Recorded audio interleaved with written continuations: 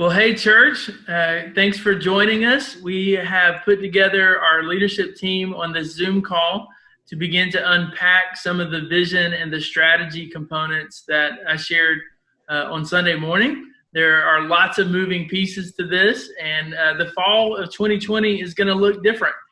And you know what? The truth is, it's going to look different for everybody in all phases of life. COVID-19 has really shifted the landscape of our nation. And as part of that, we want to adjust appropriately and make sure that our strategy fits what's happening in the world. You know, the message of the gospel never changes. Our mission never changes. Even our vision of what we want to see happen through our church has not changed. But our approach to ministry has to fit the times that we're living in. And because we're living in a very different time, we're going to take a very different strategy. So, you know, you've heard me talk that as of September 6th, that'll be our last Sunday in Scott.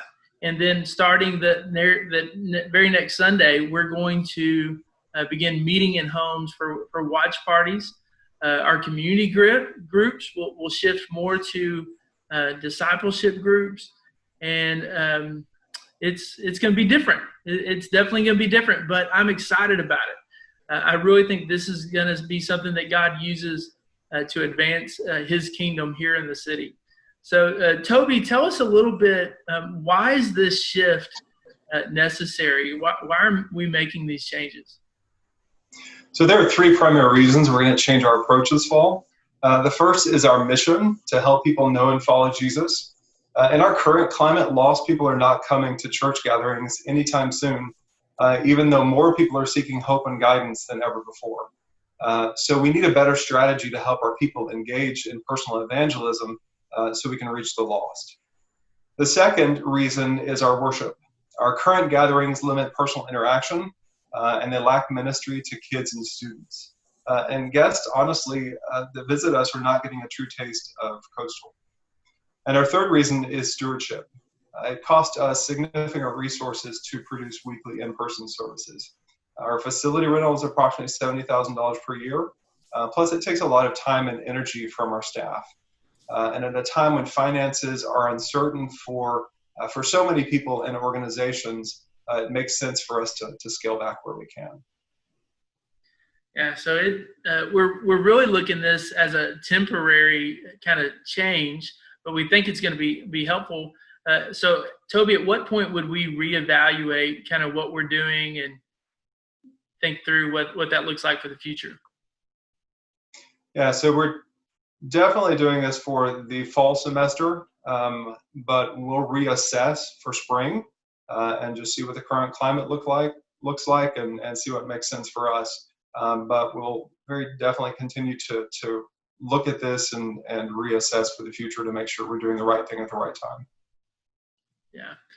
Well, Lee, one of the biggest changes is we're not going to be meeting weekly in the same location. We're still going to meet weekly for worship. It's just going to be spread out throughout the island in lots of different locations. So talk a little bit about what worship is going to look like moving forward. Well, first of all, I guess let me say that I too struggle with the idea of temporarily not having corporate worship on Sunday mornings. It's what I've been used to growing up in church, and of course, it plays a huge part with people connecting with others as well. So one way, of course, could be through our watch parties in homes. So worship content will be posted that will consist of our very own Coastal worship team, which will be an option. And if your watch party decides that it's not a fit, you could incorporate worship through playing YouTube videos and people singing along with that. Or if someone in the group plays guitar or keyboard to lead worship, then you would have the freedom to do that as well. Also, we'll also be scheduling 2 worship nights in the fall. One is Friday. They're both on Fridays. One is September 25th, and the other one is Friday, October 23rd. So we're looking at doing it outdoors for those nights. And we'll be talking through locations and times real soon, and we'll announce that once we have all the details. So this will give our church the opportunity to gather together in worship, and hopefully that anticipation of gathering again for some corporate worship will draw our people together. Yeah, I think it's really importantly, as we think about worship, that we're not going to stop worshiping during this time. We're going to continue to worship. It's just going to take on a different form. And for many people, they'll continue to watch online, maybe just in their homes. And you might be in a place where you're not comfortable being around others, or maybe you have pre-existing conditions that prevent you from doing that. But then for others, there are going to be people who have this opportunity to create this watch party environment. So Amy, tell us a little bit about these watch parties. What do you think that's going to look like? Yeah, really excited to continue gathering for worship and for a typical service, Sunday service, but in smaller gatherings as a watch party. And so we're going to make our Sunday morning content available on demand so that people can gather in groups, social groups, to the amount that they are comfortable with. So maybe there are people that you're already seeing and that you're comfortable with. And so you can gather together with people in your circle you're already and watch the singing musical worship and the Sunday morning message, and then have an opportunity for a little bit of discussion. So anyone who wants to host a watch party can. So just let me know if that's something that you're interested in doing. We see this as a really exciting opportunity to really to connect with people in a way that has not shown to be possible in the large group environment on Sunday mornings right now. And so we are really, really excited for the flexibility that this is going to give us, and the ability for people to engage with community and with our Sunday morning content at the same time. Yeah. Well, Amy, there's going to be a lot of people who come to you and say, hey, I'm interested in being in a watch party. Help me find one. What do you say to somebody who that's their approach? Yeah. Ideally, I'm going to encourage them to host a watch party with people who they already have in their lives. And so we really want to equip and encourage people that during this time to maybe invite somebody who maybe wouldn't be comfortable going to church or hasn't been going to church before to come to a watch party at your house. And we are going to equip you with everything that you need to be able to host a watch party. And so let me know if that's something that you're interested in doing, because it's really going to be super flexible, super doable, not intimidating. You can even share the hosting responsibility with another family. You can meet as an extended family, with a group of friends, with a group of people in your neighborhood. There's tons of options. If you really don't feel like you have people that you could invite to a watch party at your house, or if you're unable to host for some reason, we can help you get creative and figure out what your watch party can look like, whether that's attending one or hosting one or connecting in some other ways. And do these watch parties have to take place on Sunday morning? No, that's part of the flexibility of a watch party. And actually, I'm going to be hosting a watch party on Sunday evenings for UTMB students to attend, especially for new students who are just moving into town, so that they'll be able to connect and then potentially go and host watch parties for their classmates later in the semester. So there's a lot of flexibility. You can work it around your schedule, around the availability of the people in your group. That's kind of the beauty of having a smaller group, is that you have the ability to be a lot more flexible with the date and time. Yeah. So if I signed up to be a watch party host, does that mean I'm committing to host 52 Sundays a year? How do I think about that? No, definitely not. Part of the flexibility is we understand and recognize that life looks a lot different for people right now. And so you have the ability to reschedule it to a different time during that week, to take the week off if you need to, or to hand it to someone else to host, because you're going to be facilitating a little bit of discussion after the message on Sunday, but it's not going to be a super in-depth conversation. So the ability, lots of people, anyone can host a watch party. So you have a lot of backup. So for our existing community groups, what does that look like in terms of watch party and then also these discipleship groups? Yeah, so Jay is going to tell us a lot more about these smaller discipleship groups that are going to meet throughout the week. But if you are in an existing community group, you have 4 options. And so the first one is your community group will meet on Sunday mornings or whenever you decide as a watch party group together. And then during the week, you'll meet in smaller gender-specific groups for your discipleship group. Or for some community groups, a better option might be to do watch parties on their own, whether it's with their families or their friends in different social circles, or if they want to be really intentional about being evangelistic with their watch parties and they want to invite different coworkers or classmates or friends to their own watch parties. And that's a little more decentralized for them. But then the men and the women come back together for different discipleship groups.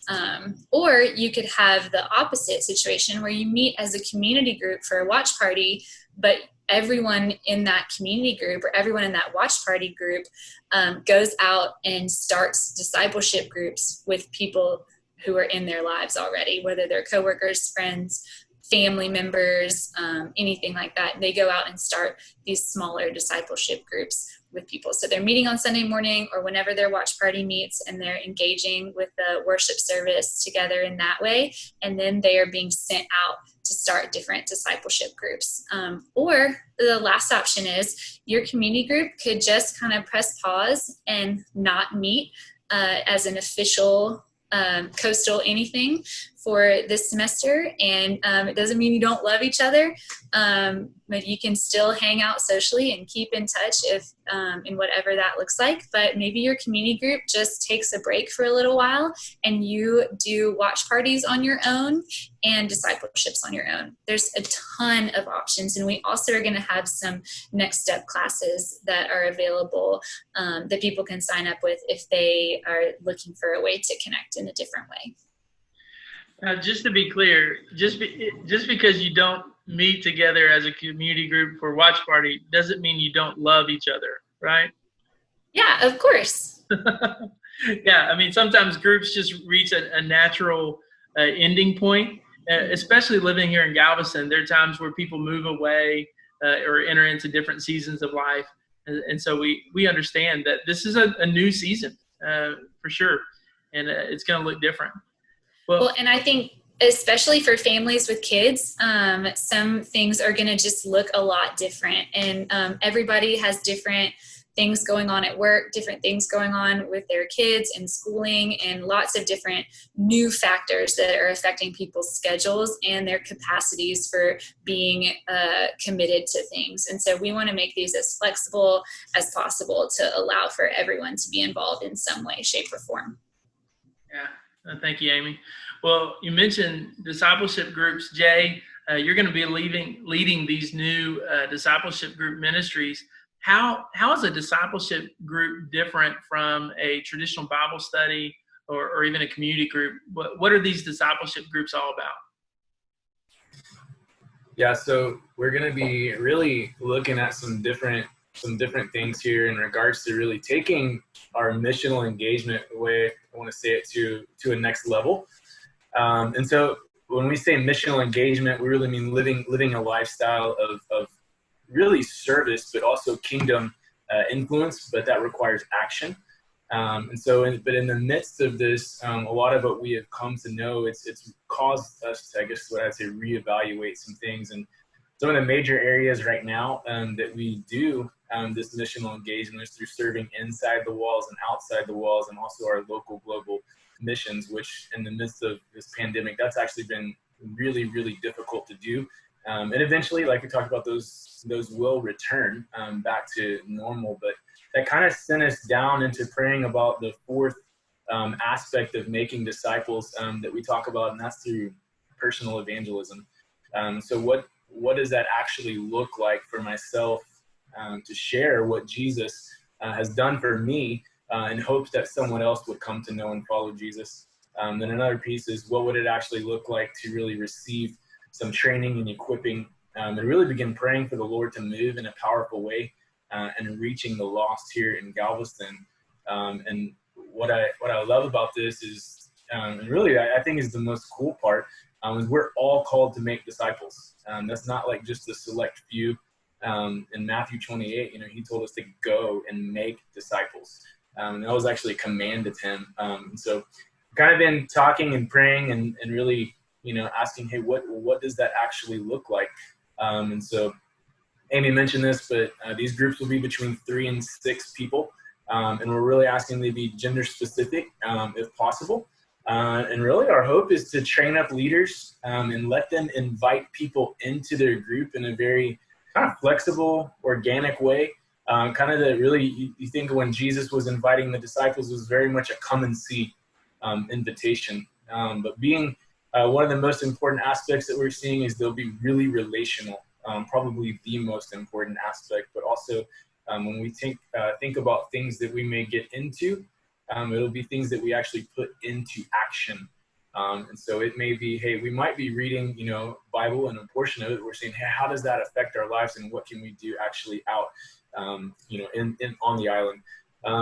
Another couple pieces, being able to replicate why you're meeting, why are you doing discipleship in this group, and then also flexibility in the meeting of that, are a couple things.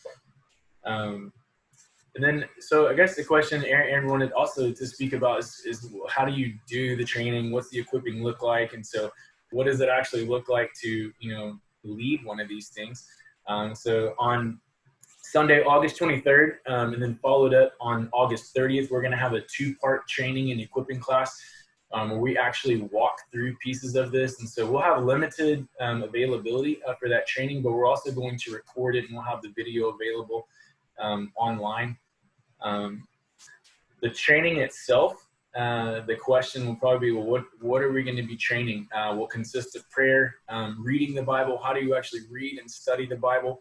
And then talking about the gospel. What is the gospel, and how do you actually articulate that to someone else? When it comes to the gospel interacting in your own life, what is your story? And how do you share your story with someone else in hopes that really they will see Jesus in you and come to know and follow him? So we're really excited about that. This really, the equipping and training is also going to leave space for those groups really to have flexibility in what they do. But the hope is that along the way that we'll be able to coach you, encourage you in that. And so we're literally walking this thing out together. But the expectation really is, man, we want these groups to multiply, and we want them to have an evangelistic bent to it. We're actually walking these things out and sharing Christ with those who don't know him at the same time, and really, disciples who are making disciples. And kind of the last aspect that I'll mention is that you may not think you're ready to take that next step of leading a group like this. And what we're encouraging you to do is really pray about that and really taking the leap. Come to the training, come check it out, but really be willing to dive in head first, so to speak, and go for it. Yeah, one of the things that I think many of you are probably feeling right now is the weight of responsibility when it comes to disciple making and helping others know and follow Jesus. What's happening is we are shifting that more and more and more to the church itself. And if there's going to be a motto for this year's church, it's, hey, you can do it, we can help. You can host a watch party. You can lead a discipleship group. You can be a person of spiritual influence and be that connector that helps others know and follow Jesus. And our role as your leadership team and your staff is to do as the Bible tells us, is to equip the saints for the work of the ministry. And so it is going to be a season where we're asking you to step outside of your comfort zone in a way that maybe you've never done before. But I think it's going to be one of the most exciting seasons of our church's history. And we've already seen some of that occur within our college ministry as we've put a lot of emphasis over the past year on equipping our college students to be disciple makers on their campus. So, Chris, talk to us about Coastal College and some of the plans that you guys are getting ready for this semester. Yeah. We've been making a lot of shifts kind of really for a year towards more disciple making and multiplication. And so because of COVID, though, a lot of our normal game plan is going to look very different.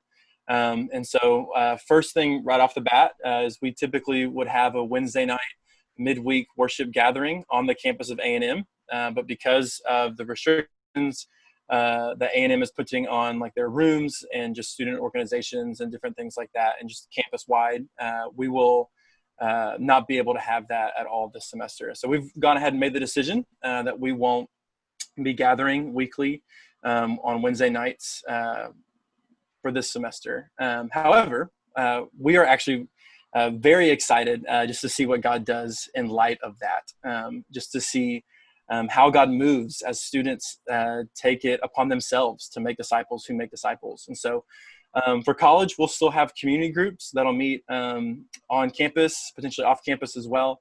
And they'll meet and study the Bible together and have fellowship together, and just really a place for incoming freshmen and new people just to connect well with just other college students.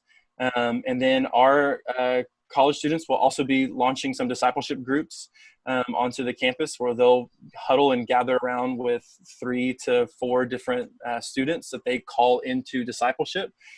We are not placing people in discipleship groups. They are calling people into that group to disciple them along the way. And those groups are primarily centered around the Bible and studying the Bible together. But then the whole purpose of that group is to multiply, to make more and more disciples on campus. And so our prayer for the whole semester is how amazing would it be for God to take away our midweek, but for multiplication to happen. And so that's what we're excited about. And that's a lot of what college ministry is going to look like. So no midweek, still community groups, but then multiplication.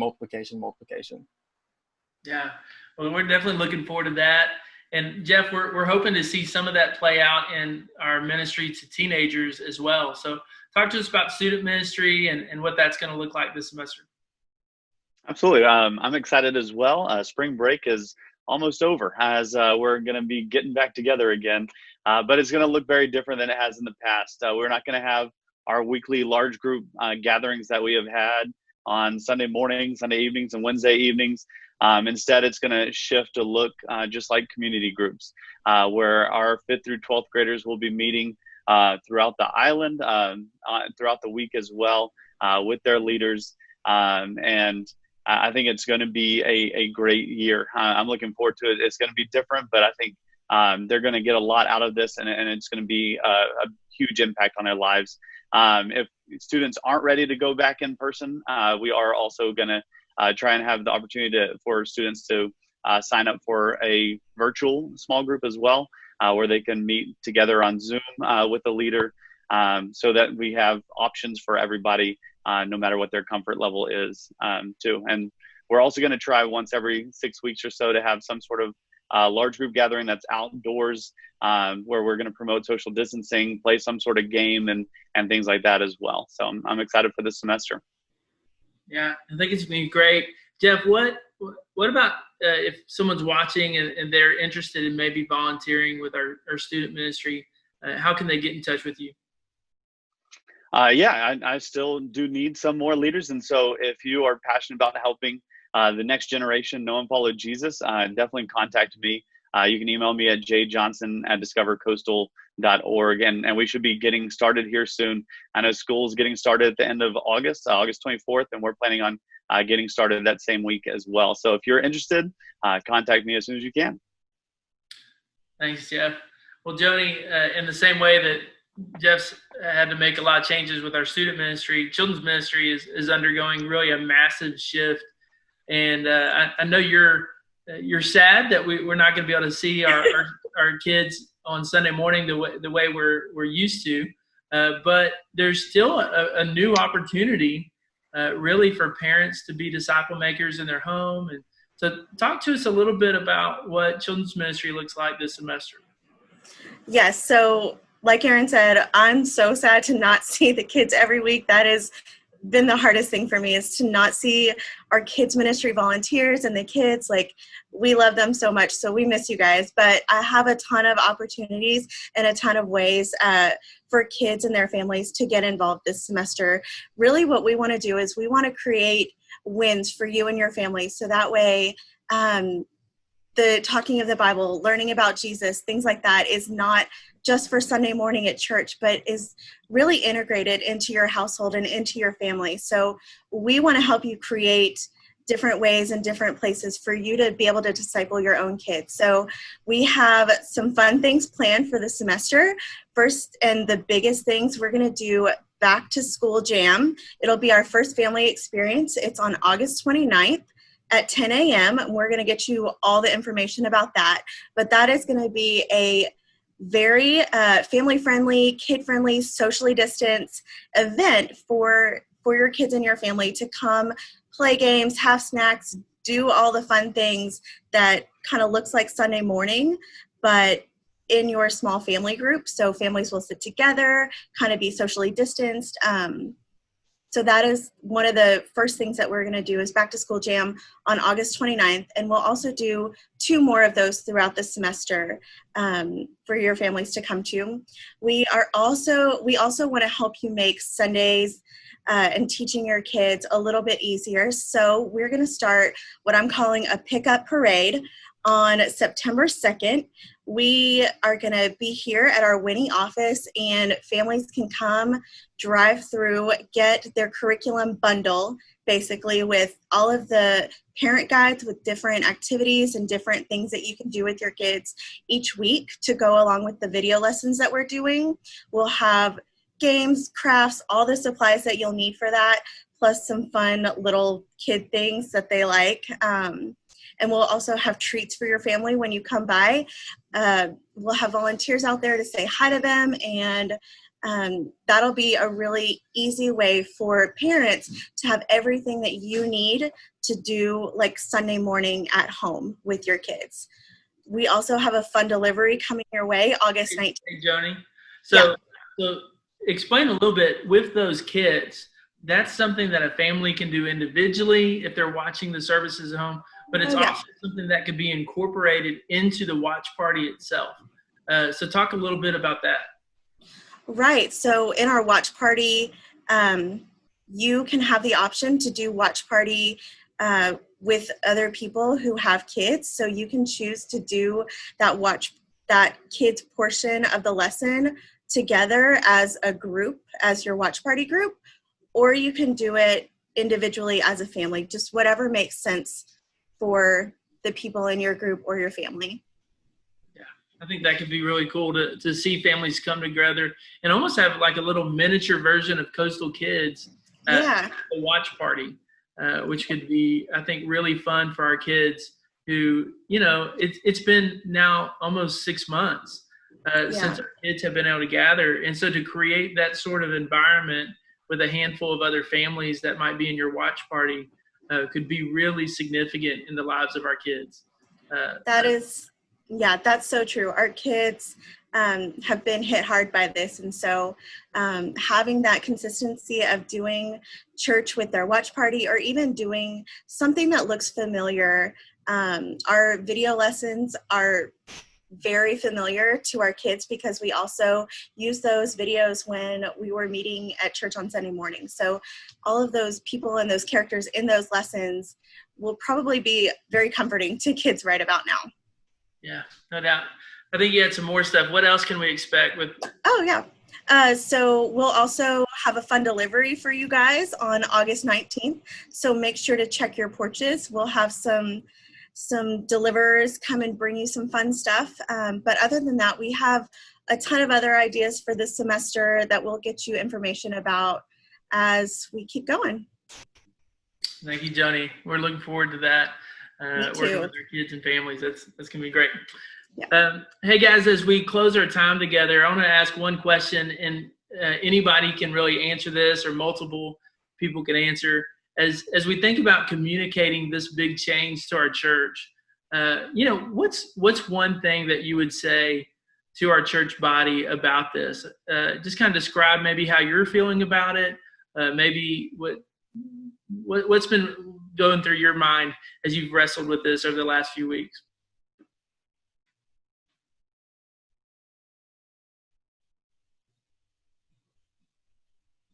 No one wants to go first.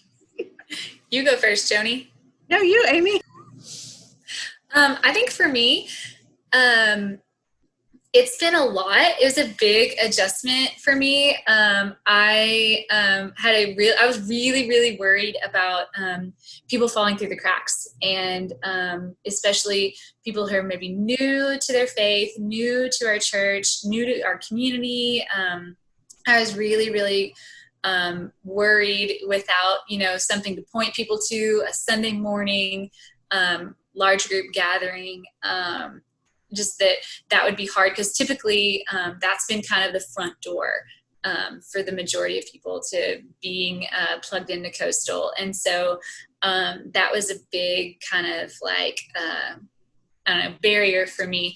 But as we've continued to develop all of these ideas, and I'm really excited about the opportunity that we have to get creative in helping people know and follow Jesus in our community, and really challenging myself and people in our church to pray and ask God, who have you placed in my life that I can go get, and that I can share the gospel with, that I can invite to a watch party, that I can be in a discipleship group with.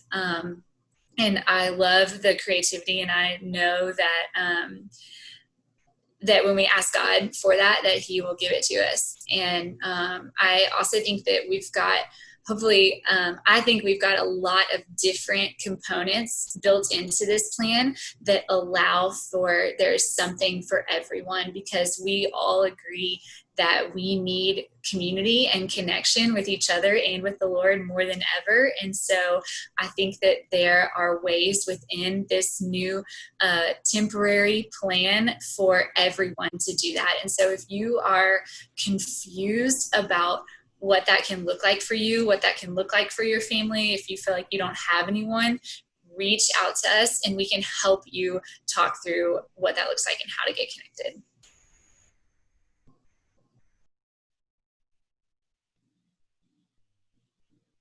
That's good, Amy. Anybody else?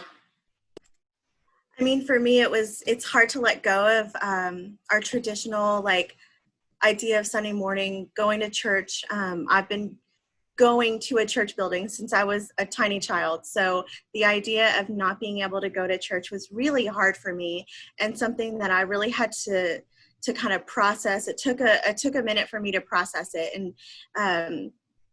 And it's going to take everybody a minute to process that. So it's okay. It's okay to have those feelings of sadness and loss and kind of mourn that for a minute. But I think it's really important to understand that we're not doing this forever. This is not the end goal of Coastal. We're not going to watch party forever.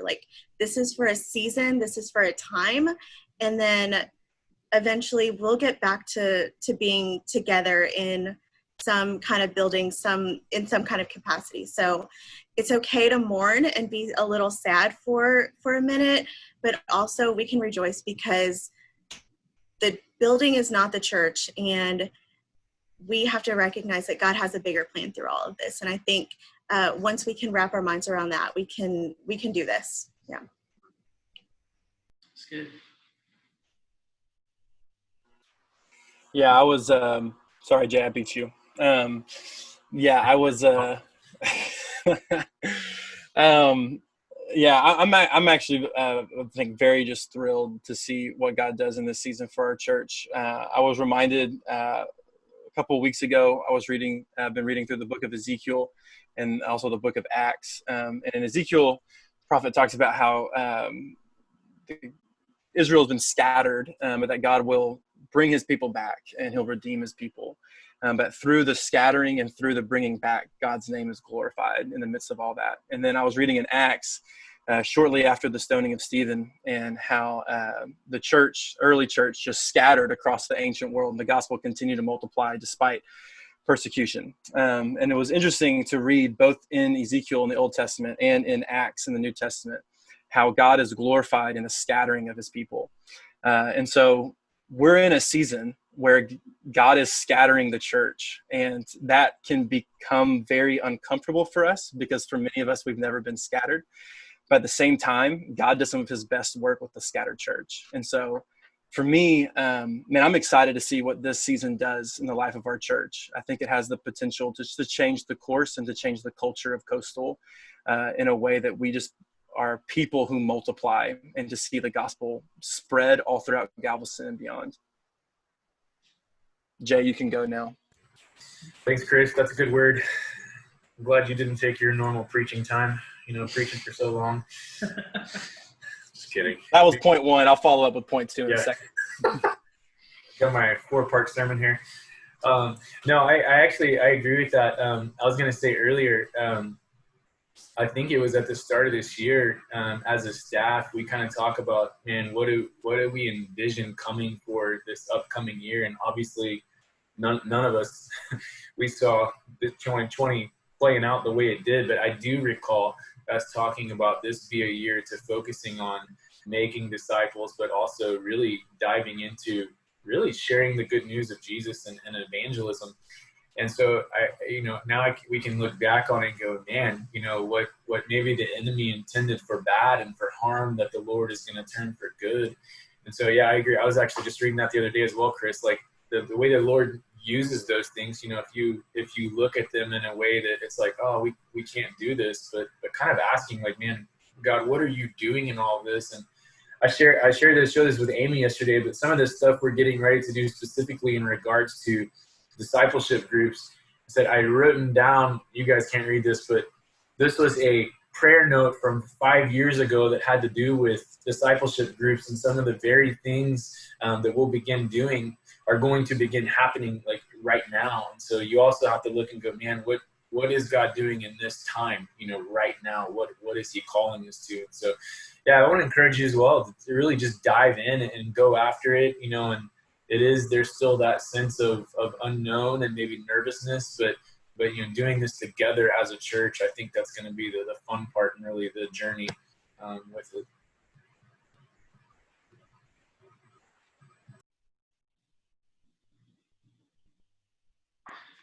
Good job, Jay. Proud of you, man. Thanks, Chris. That hat, though. Oh. Toby, Jeff, any other parting words? We talked a lot in our early days as Coastal about taking next steps, and I know this is unknown and can be scary, and things are changing, but this is where God is calling us, and we know that God is faithful, and we know that he has good plans for this. And so, as Chris said, God's scattering his church, and he's going to glorify himself, and even though that's scary, it's also exciting to know that God is behind this. This is not something outside of our control, or certainly not outside of his control, but that he's orchestrated this, and it's going to be to his glory and his good. So, that's great. Jeff? I know for me, it's been a weird, rough season. I don't know. It was hard, like Joni was saying, just mourning some different things that we lost throughout this summer, like canceling camps was rough, and these last couple of weeks, Joni and I and our interns have been packing up the Scott building in the back hallway, and so it's just been kind of a weird season. But I'm really looking forward to these watch parties and discipleship groups, and looking forward to our coastal youth meeting and community groups. I think that's going to personally, I'm kind of a little bummed with it because I won't get to see those kids every week. Like I love getting to see those students on a weekly basis, but at the same point, I know there's going to be a lot of good coming out of this. I'm looking forward to seeing how God works in these community groups, and just seeing our students come to know Jesus at even a higher rate than what they have been before. I know we've relied a lot in the past on camps, have been a big turning point for our students. I feel like these community groups could have a huge impact just on a week-to-week basis. So I'm looking forward to it.